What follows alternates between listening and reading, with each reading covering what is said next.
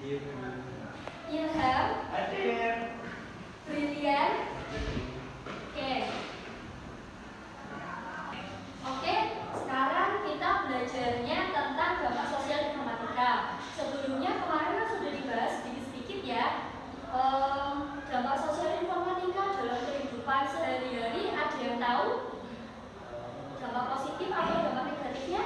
Untuk dampak positif itu informatika biasanya memudahkan kita untuk berhubungan jarak jauh. Ya, terus kalau dampak negatifnya dia bisa menyebutkan? Dampak negatifnya salah satunya yaitu menjauhkan yang sudah dekat, Bu. Oh ya, oke. Nah, ini merupakan salah satu contoh. Nah, dampak perkembangan teknik informatika positif dan negatifnya. Ada dampak positif, ada dari ekonomi, budaya, politik, dan sosial. Selain itu dari dampak negatif juga sama, ada dari ekonomi, sosial, budaya, dan politik.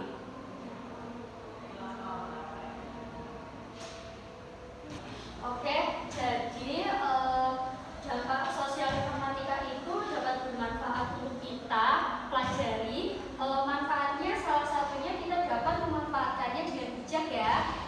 Nah, kemudian sekarang kita membentuk kelompok dulu ya. Nah, kelompoknya terdiri dari 6 kelompok. Satu kelompok absen 1 sampai 6. Jadi satu kelompok terdiri dari 6 siswa. Dan seterusnya sampai ke kelompok 6. Nah, dari 6 kelompok tersebut kita melakukan tugas yaitu membuat presentasi dengan materi dampak sosial informatika. Langkah pertama yang dilakukan yaitu merangkum materi dampak sosial informatika yang ada di buku paket, boleh, atau kalian bisa ambil di internet. Selain itu, kalian ada sumber lainnya juga boleh. Kemudian, buatlah PPT dari Canva boleh, atau dari PowerPoint yang bagus dan semenarik mungkin. Setelah selesai, dapat dipresentasikan di depan. Presentasinya cukup diwakilkan oleh satu siswa aja, yaitu ketua kelompoknya.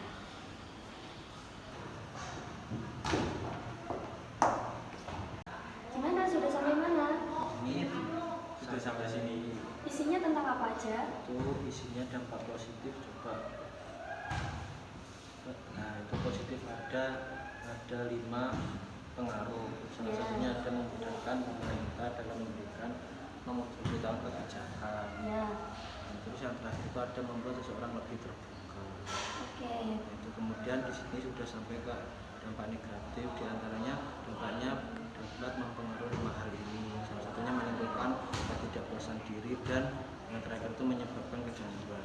Oke, sip. Lanjutkan ya. Iya. Oke, semuanya sudah selesai ya. Sekarang perwakilan tiap kelompoknya silakan maju ke depan untuk menentukan siapa yang akan presentasi lebih dulu. Silakan.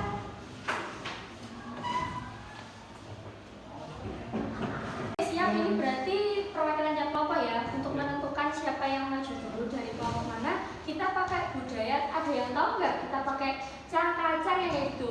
Tahu nggak? Ya, Ya, tahu. Berarti nanti yang pendek atau yang panjang yang mau maju dulu? Iya. Yang apa? Yang panjang. Ya. Oke, kita mulai ya berarti. Ayo. 1, 2, 3. Cang-kacang yang jadi. Ya, berarti kelompoknya dari Brilian. Siap. Oke.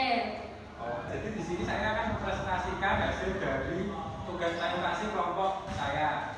Di sini saya membahas mengenai dampak perkembangan TIK yang dibagi menjadi 2, ada positif dan negatif. Yang dampak positif ada 5. Yang pertama, memudahkan pemerintah memberitahukan kebijakan. Yang kedua, membuat seseorang lebih terbuka. Yang ketiga, bisa mendekatkan hubungan jarak jauh. Yang keempat, memudahkan pemerintah dalam memberitahukan kebijakan baru secara efisien. Yang terakhir, bisa membuat seseorang lebih terbuka. Yang negatif selanjutnya adalah bisa menimbulkan ketidakpuasan diri karena terlalu banyak melihat yang lainnya. Yang kedua, meningkatkan kecemburuan sosial gara-gara ada kesenjangan tadi. Lalu yang ketiga, mengganggu waktu tidur karena asik scroll TikTok. Yang keempat, menyebabkan depresi dan kecemasan. Yang kelima, menyebabkan kecanduan. Nah, sekian dari kelompok saya. Terima kasih telah mendengarkan. Wassalamualaikum. Waalaikumsalam.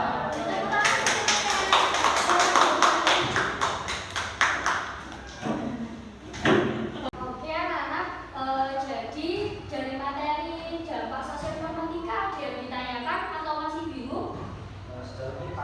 Alhamdulillah kalau sudah paham. Jadi tadi kita belajarnya tentang dampak sosial informatika. Ada dampak positif dan dampak negatif. Nah, dampak positifnya kira-kira apa ya? Untuk mempermudah mencari informasi. Kalau dampak negatifnya berarti kecanduan. Boleh. Nah, sekian ya presentasi dari Ibu. Semoga bermanfaat. Sebelum pulang kita berdoa dulu ya. Berdoa menurut kepercayaan dan agama masing-masing. Berdoa dimulai. Setelah selesai, sekian dari saya. Wassalamualaikum warahmatullahi wabarakatuh.